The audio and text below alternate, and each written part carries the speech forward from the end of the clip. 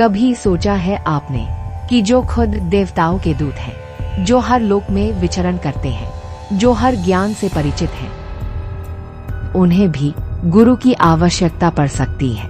ये कहानी है देवर्षि नारद जी की, जिनके नारायण नारायण से पूरा ब्रह्मांड गूंज उठता था।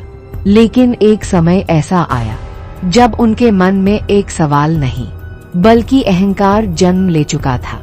और उसी घमंड के साथ एक दिन वो, जहां स्वयं भगवान विष्णु विराजमान थे। प्रभु, मैंने तीनों लोकों का भ्रमण कर लिया, हर ज्ञान प्राप्त कर लिया। अब मुझे लगता है कि मुझे किसी गुरु की आवश्यकता नहीं। भगवान विष्णु मुस्कुराए, लेकिन उनकी मुस्कान में एक गहरा रहस्य छुपा था। नारद, क्या सच में तुमने सब कुछ जान लिया? नारद ने बिना सोचे तुरंत उत्तर दिया। हाँ प्रभु, अब मुझे किसी मार्गदर्शक की आवश्यकता नहीं। और तभी विष्णु जी ने एक ऐसा वाक्य कहा जिसने पूरी सृष्टि के नियम को चुनौती दे दी। नारद चौंक गए। प्रभु, मैं और गुरु खुद देवताओं को ज्ञान देते थे, आज उन्हें ही गुरु बनाने का आदेश मिल गया था। क्या यह सिर्फ एक आदेश था या फिर इसके पीछे कोई गहरा रहस्य छुपा था? क्या नारद मुनि सच में पूर्ण ज्ञानी थे या उनका ज्ञान अधूरा था? और सबसे बड़ा सवाल, आखिर भगवान विष्णु ने ऐसा क्यों कहा कि एक देवर्षि को भी गुरु बनाना जरूरी है? इस रहस्य का उत्तर आपकी सोच को बदल देगा। जानने के लिए देखिए पूरी कहानी। गुरु का महत्व, नारद मुनि की परीक्षा। तो कहानी शुरू होती है वहाँ से, जब नारद जी को अपने ज्ञान और शिक्षा पर घमंड होने लगा। वो जब चाहे तब किसी भी देवी देवता का मजाक उड़ा दिया करते थे। ऐसे करते करते उन्होंने अपने ज्ञान और बुद्धि से सभी देवी देवताओं का मजाक बनाने में महारत हासिल कर ली थी। और धीरे धीरे है उन्हें ये लगने लगा कि मेरे जितना ज्ञानी और बुद्धिमान व्यक्ति पूरे देवलोक में नहीं है। यहाँ तक कि उन्होंने भगवान विष्णु को भी अपने ज्ञान और बुद्धिमानी के समान नहीं समझा। और उसी घमंड के साथ नारद जी भगवान विष्णु जी के पास पहुँचे और बोले, प्रभु, मैंने तीनों लोकों का भ्रमण कर लिया, हर ज्ञान प्राप्त कर लिया। अब मुझे लगता है कि मुझे किसी गुरु की आवश्यकता नहीं। नारद, क्या सच में तुमने सब कुछ जान लिया? हाँ प्रभु, अब मुझे किसी मार्गदर्शक की आवश्यकता नहीं। विष्णु जी ने एक ऐसा वाक्य कहा जिसने पूरी सृष्टि के नियम को चुनौती दे दी। नारद चौंक गए। प्रभु, मैं और गुरु खुद देवताओं को ज्ञान देते थे, आज उन्हें ही गुरु बनाने का आदेश मिल गया था।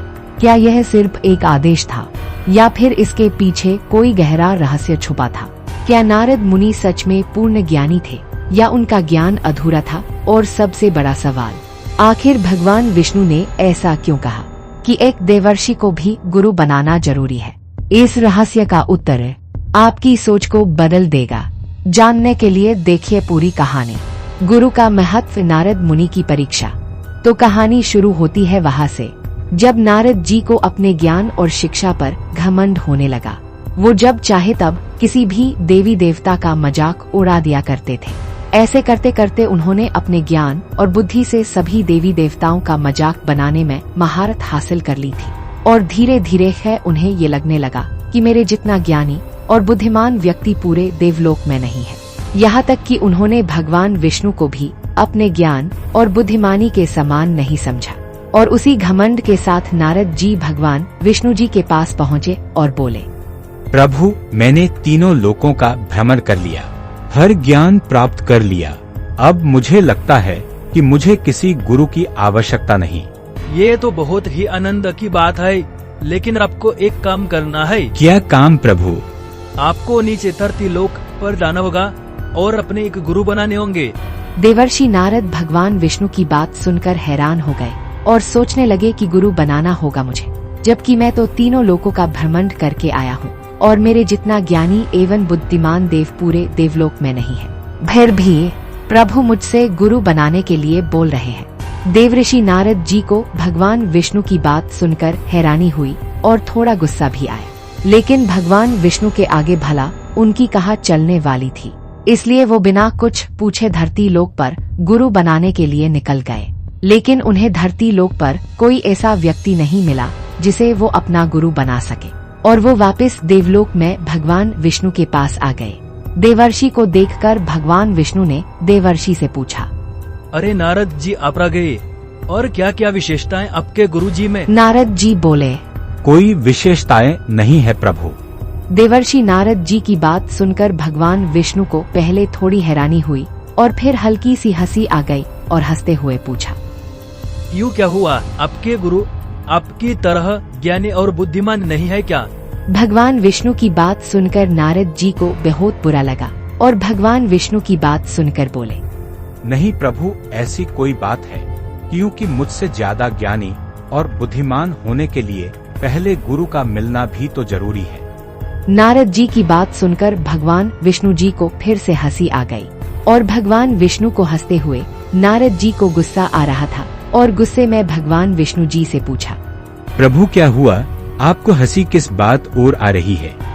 नारद जी बात सुनकर भगवान विष्णु नारद जी से बोले, कुछ नहीं नारद जी, बस ऐसे कोई बात याद आ गई इसलिए हंसी आ गई। खैर ये बातें छोड़ो, कल तुम फिर से धरती लोक पर जाना और गुरु को ढूंढना और उन्हें गुरु बनाना। हालांकि नारद जी समझ तो गए थे कि भगवान विष्णु मेरा ही मजाक बना रहे हैं और मुझ पर ही हंस रहे हैं, लेकिन वो कर भी क्या सकते थे। भले ही नारद जी अपने ज्ञान और बुद्धिमानी को लेकर घमंड में थे, पर भगवान विष्णु उनके आराध्य थे और इसलिए वो उन्हें कुछ बोल भी नहीं सकते थे। अगले ही दिन नारद जी फिर से गुरु को खोजने के लिए धरती लोक पर गए। उन्होंने वहाँ बहुत से विद्वानों को और बहुत से महापुरुषों को देखा, लेकिन उनमें से किसी को अपना गुरु नहीं बनाया। उसके बाद नारद जी स्वर्ग लोक के लिए चले जाते हैं और वहाँ जाकर नारद जी भगवान विष्णु जी से बोलते हैं, प्रभु मैंने पूरा धरती लोक छान लिया, लेकिन मुझे कोई ऐसा व्यक्ति नहीं मिला जिसे मैं अपना गुरु बना सकूं। अब आप ही बताइए मैं क्या करूं? भगवान विष्णु नारद जी की बात सुनकर अचंभित रह गए कि ऐसा कैसे हो सकता है। धरती लोक पर तो एक से बढ़कर एक विद्वान व्यक्ति है, पर नारद जी को कोई ऐसा विद्वान व्यक्ति क्यों नहीं मिला जिसे नारद जी अपना गुरु बना सके। और थोड़ी देर तक सोचने के बाद भगवान विष्णु नारद जी बोले, अच्छा नारद जी, आप एक काम करो, अगर आपको धरती लोक पर कोई विद्वान व्यक्ति नहीं मिला गुरु बनाने के लिए, तो आप ऐसा कहो नारद जी, आप सुबह सुबह धरती लोक के किसी भी जंगल में चले जाना और उस जंगल में जो भी सबसे पहले व्यक्ति आपको दिखे उसे ही आप अपना गुरु बना लेना। ठीक है प्रभु। और ये कहकर नारद जी वहाँ से चले गए। अगले दिन नारद जी धरती लोक के एक जंगल में चले गए। सुबह सुबह उस जंगल में नारद जी को सबसे पहले एक मछली पकड़ने वाला व्यक्ति दिखा और उस मछली पकड़ने वाले व्यक्ति को देखकर नारद जी उस व्यक्ति से कहा कि आप मेरे गुरु बन जाओ और मुझे अपना शिष्य बना लीजिए। नारद जी बात सुनकर उस मछली पकड़ने वाले को कुछ समझ नहीं आया और उसने नारद जी से पूछा, नारद जी, आप तो तीनों लोकों में सबसे ज्यादा ज्ञानी और बुद्धिमान हो, तो आपको किसी को गुरु बनाने की जरूरत है। नारद जी ने उससे कहा। उस मछली पकड़ने वाले को अपना गुरु बनाकर नारद जी भगवान विष्णु जी के पास पहुँचे और भगवान विष्णु जी से कहा, प्रभु मैंने अपने गुरु बना लिए हैं, लेकिन वो कोई विद्वान या कोई महापुरुष नहीं, बल्कि एक मछली पकड़ने वाला है।